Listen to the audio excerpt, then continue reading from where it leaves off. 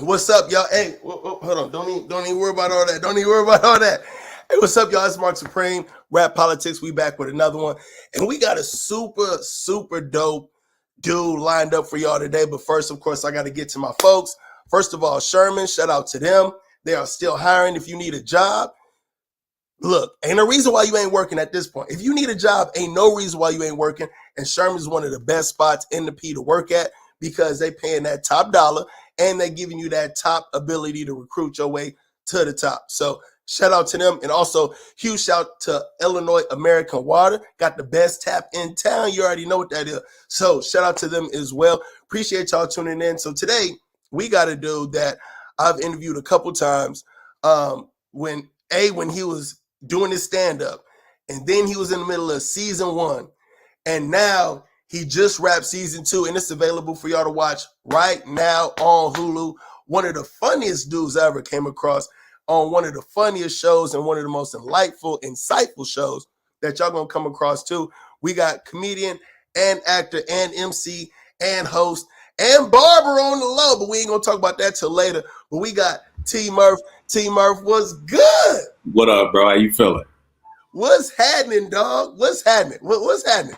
Man, I'm chilling, man. You know, just enjoying the gloomy weather of Chicago. You know what I mean? Just living. He says, "Later." So you in Chicago right now? Yeah. Okay, because I was gonna ask. I know you said you was in Memphis a couple days ago. Doing stand up. Are you on tour right now? What you got going on? Yeah, I'm currently on tour, so I'll be in Denver, Colorado this weekend. Hitting up St. Louis in the June or July, and then Sacramento, Arizona. So I'm around out here. Yeah, I'm moving and grooving, man. So woke is a rap, not a rap as far as it's over, but like the work and just knocking that out. That's a rap, right? Yeah. So season 2 is done. Like you said, it's streaming right now. It's getting a lot of great reviews. People are loving it. So hopefully, we'll be doing season 3 pretty soon. Word. And so talk about woke, talk about Clovis, who you are for the people that have not been able to tap into the Hulu series yet. Yeah, so Woke is a great series based off of the cartoonist Keith Knight. And I play Clovis, who is Keith's best friend on the show. Also got Blake Anderson, Sashir Zamata on the show. And it's a really timely show and funny. It gives you a lot of the current issues that's going on, but it makes you laugh while dealing with some of the craziness of the world. Dope. And so you went from comedy and then you slipped into this role with Clovis. And I've been seeing you all over. Are you Hollywood now? Like, are you Hollywood yet? No, hell no. I think it's awkward, man. Like when people, look at you as that, or like I get overwhelmed with people who are like, you. It's just like, hey, bro, like chill. You know who you are. You know how we get. Yeah, I be wanting people to chill because it's like, it can be a lot at times. You know what I mean? It's just like I'm just going about my day, man. I'm my own business. I don't think people understand that. Like, you don't get into this lifestyle. A lot of people are like, well, this is what you asked for. That's not what we asked for. I don't think anybody wants to not have privacy. Like, people you're an entertainer. That's just all it is. Like, what if your job involved everybody running up on you 24/7, 365? You'd be like, hey, bro, hey, I ain't at work right now. Like, chill. Yeah. So no, I'm definitely not Hollywood. It's not something that I'm looking forward to. So this is starting to happen out. Like, y'all, you live in Chicago. Mm-hmm. You film in San Francisco. Well, actually, no. So we filmed. So the show is based in San Francisco, but we filmed season 1 in Vancouver, and then we filmed season 2 in Atlanta. And so the look is just San Francisco. Yep. So y'all ain't even touching down in San Francisco. So, all right. So you filmed in Vancouver and Atlanta. The set is in San Francisco. But when you in different cities, are you getting that too, where you like in just a random spot that you ain't even there for comedy? You just out here and you starting to get that notice? Yeah, man. Yeah, I ran into it. I can be out, man. I can be at the airport. I can just be, in a random store. I was in Target the other day, and like some dude was just like, "Yo, my guy," and I was like, "What's good, bro?" And then I'm standing in line, And another dude was like, "Hey man, ain't you on woke?" And I was like, "Yeah, bro. Like I'm in there looking beat too. I got on just some run to the store clothes. I'm like, Right. man, And the beard to do it though. I'm looking like I'm hurting up in here. They like, man, what's going on, buddy? It fell off already? It can happen fast. It can happen fast. So you was on social media like the last 6-8 months, probably even longer, doing the workout joint. And this the clip that we wanted to show, but it wasn't working. But in Woke, you talked about your abs, and he's like, man, look, I got, Kareem Abdul-Jabbar, you know what I'm saying? Yeah. Was obviously we work out for our health, but was this something that was kind of built into the script and you started working out, or were you already working out and they just wove it into the script?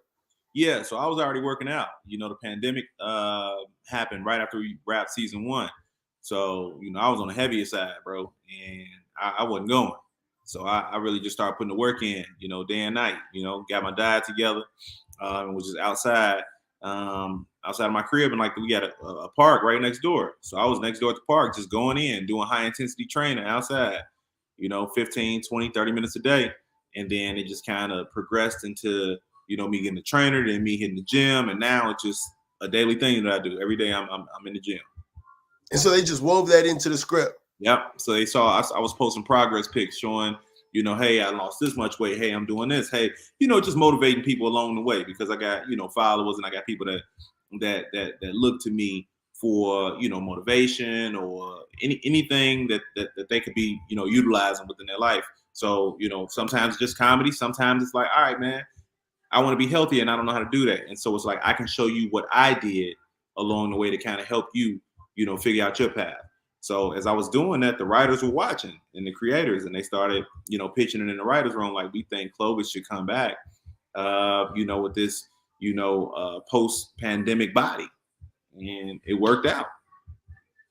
So talk about y'all close off season 1, and you're in between waiting to see if they're going to renew for season 2. Talk about that in between period, and what's that like being a comic, being an actor, to where, you on the cusp of, keep rising, but you waiting on the not permission, but you waiting on the go ahead from the studios and everything else. And from Man, it is, how can I put this? It's kind of, you're just in limbo is really what it is. And it can be stressful at times, because you're wondering like, okay, what's next? What else is going to happen? You know what I mean? So you're hustling, you're grinding, you're touring, you're doing whatever it is that you're doing. But at the same time, you want to continue to be on television. You want to continue to, book roles, whether it's another sitcom, or it's a guest star role in between, or a movie role. Like you want to continue to work, because that's what we work for.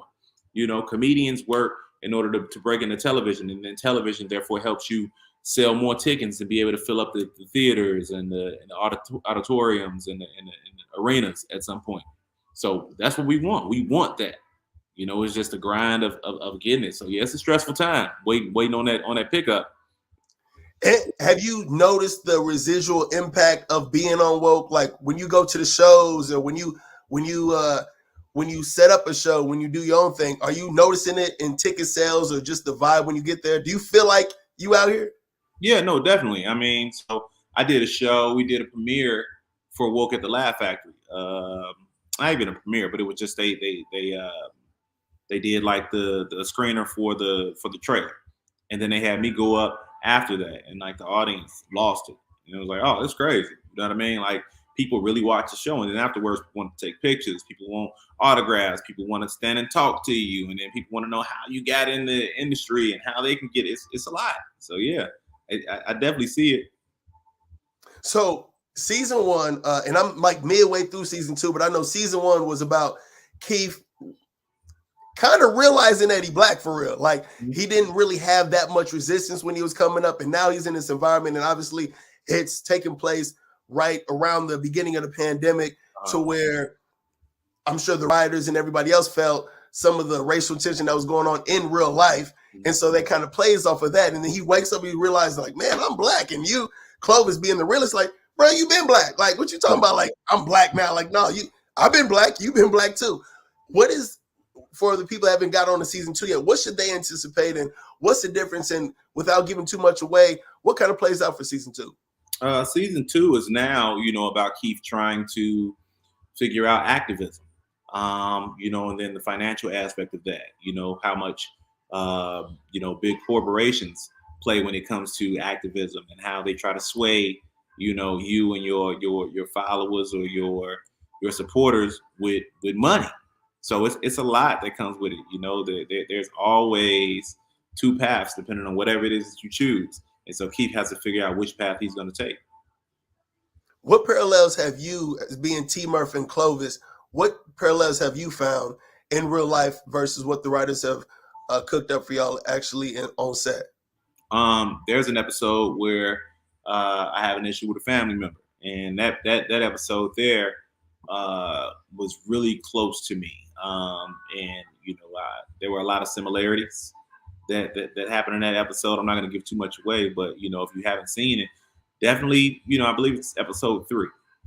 Check that episode out. It was a lot to deal with while I was filming it, just dealing with emotions and things of that sort.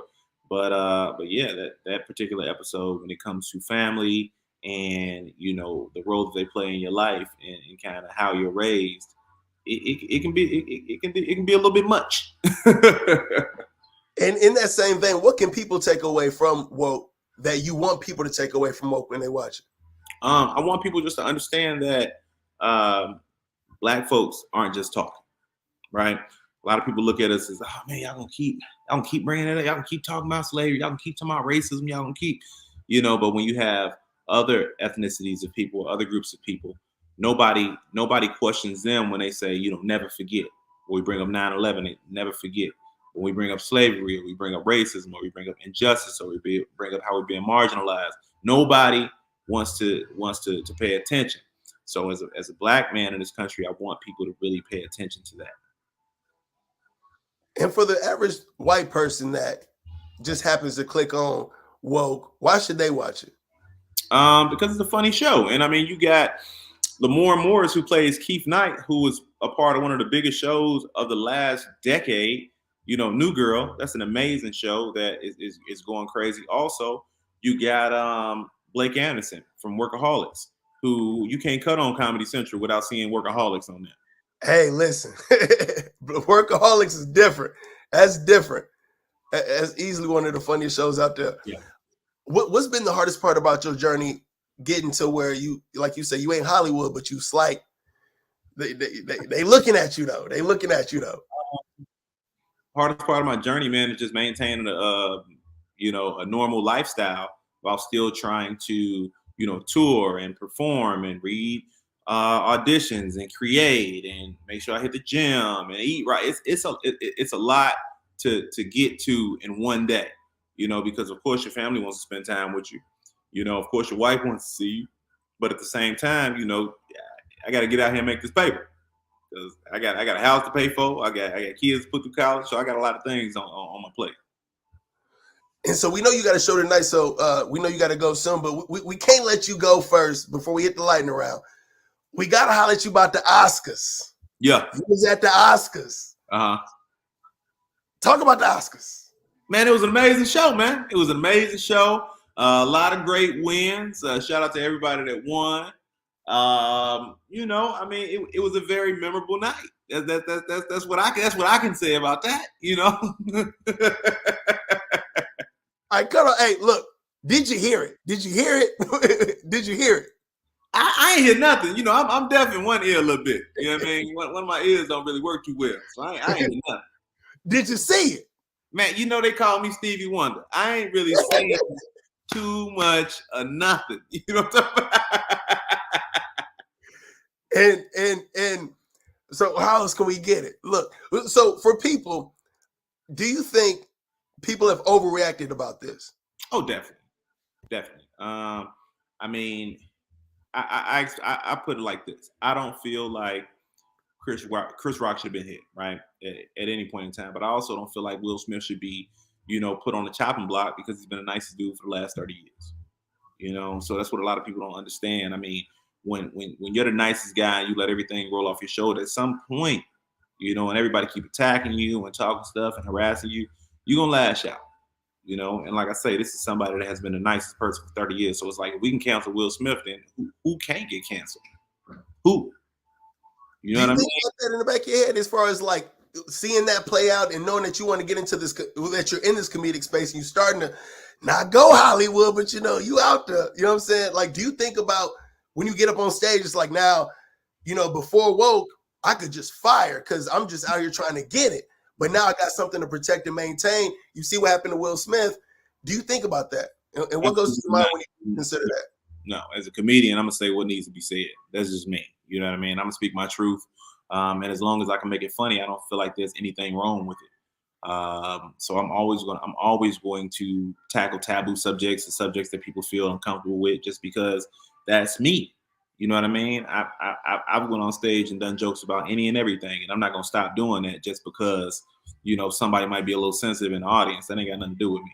My job is to make 100% of the audience like me. My job is to get laughter from about 85% of the people. If 100% of the audience like me, then I'm doing something wrong. So if that's the case, did Chris Rock go too far? No, you can't go too far when it comes to comedy if you make it funny. I don't think it was a good joke, but if it's funny, you know, you can't go too far. It's jokes about everything. Chappelle got jokes about some of the craziest stuff on the planet. Bill Burr has a joke about Michelle Obama, which a lot of people, you know, got mad at. I was in the crib dying laughing. I'm like, this is hilarious. You know what I mean? But if it's not funny, then there's no place for it. But if it's funny, who am I to tell people they can't do a joke? So do people need to separate what's funny versus what's hurtful? Because sometimes hurtful things can be funny, and sometimes funny things come from hurtful places. But is there no such thing as too soon or too much or bruh, reel that in a little bit? As long as it's funny, is everything fair game? Yeah, as long as it's funny. It's never too soon. Never too soon. It's never too soon. Never too soon. You think about the funerals you've been at. Y'all cracking jokes right at the funeral. Person over there, y'all still like, boy, if y'all, that's what we do. So it's never too soon. As long as you able to go in and make it funny. Again, who can I tell? And black folks, most of our the stuff we joke about and laugh at comes from pain or painful places. So, you know, but again, that's how we cope and that's how we talk about certain things. So, how was it to be at the Oscars for the first? Was this the first time? Yes. What was that invite like? Because I seen you do a couple posts. What's that invite like? What go on? Man, it was. I mean, I got it from my representation. You know, they sent it over to me. Told me I received the invite, and I got a chance to go to a Disney pre-Oscars party as well, which was at, I forgot which hotel it was at. It was like some hotel in West Hollywood, but it was an amazing on a rooftop. You know, they had the whole Oscars theme, everything laid out, so it was super nice, man. I enjoyed myself. You know, I was in there eating up all the little free finger foods. I'm already knowing. Okay. Look, like I said, I know you got to go. We're going to get to the lightning round. And I don't know if you remember the lightning round, but you got a minute flat to shout out whatever answer first come to mind. All right. And we're going to squeeze in as much as we can. Turn my buzzer up. Are you ready? Let's go. Boom. Who you got winning the NBA championship? Bucks. 500,000 or a dinner with Jay-Z? You don't run my money. Smith or Jamie Foxx? Fox. Who has the funniest sitcom of all time? Martin. Jeezy or Rick Ross? Jeezy. What's the smartest financial decision you ever made? Investing in crypto. What's the dumbest financial decision you ever made? Investing in crypto. Because it depends on the coin. It depends on the coin. That's it definitely do. It definitely do. It definitely do. Favorite pair of shoes you own? Travis Scott, Fragment Lows. What is the best gift you ever received? My Kobe Iversons, my PEs. Cold water or room temp? Cold. Do you recycle? Yes. And somebody got on me last time. My mom got me on last time for not asking this question. So I got to ask you, do grits take salt or sugar? Salt. Don't make no sugar, no grits. What? Salt and butter, baby, savory. We team savory over here. Salt and no butter and sugar, fam. Butter and sugar. Like salt can go, but no, is that so? You was raised with salt? Yeah, bro. I put butter in my grits, bro. I can go. No, butter go. Butter definitely go. I can forego the salt and just go straight butter. Bro, the sugar gotta go, dog. The sugar has to go. Have you ever had it? I'm cool on that. Bruh. Savory, baby. We're gonna work on this for next time. Anything you wanna tell the folks for you jump off and jump on the stage? Just make sure you follow me on any and every platform. If you're not following me, you should be. Because people always, when you come. Well, if you was following me, So follow me and make sure you go stream the show. If you haven't streamed the show, tell a friend, share it, talk about it like y'all talk about power. You know what I mean? We got to shoot some people in the show to get black folks to start talking about it. Once you shoot about 2-3 people and sell some dope, they're like, this is a show right here. If anybody do it, Clovis the one. Either Clovis or Blake though, because he wild. He wild. He definitely wild. Somebody said butter and pepper. Actually, I can kind of see that. Butter and pepper on the grits. I can kind of see that. Butter, baby. I can see that, man. Hey, look, T Murph. It's the third time I interviewed you, dog. It's always a pleasure. You see, I cut him off. You know what I'm saying? Last time I was looking like a combination of Frederick Douglass and Cornel West. We was mid-pandemic though, so that makes sense. It was. We made it out. But man, love everything you're doing. Keep up the good work. Go check out Woke on Hulu. It's one of them. It's one of them ones, man. Continued success. Much love, fool. Thank you, man. Appreciate y'all. Love.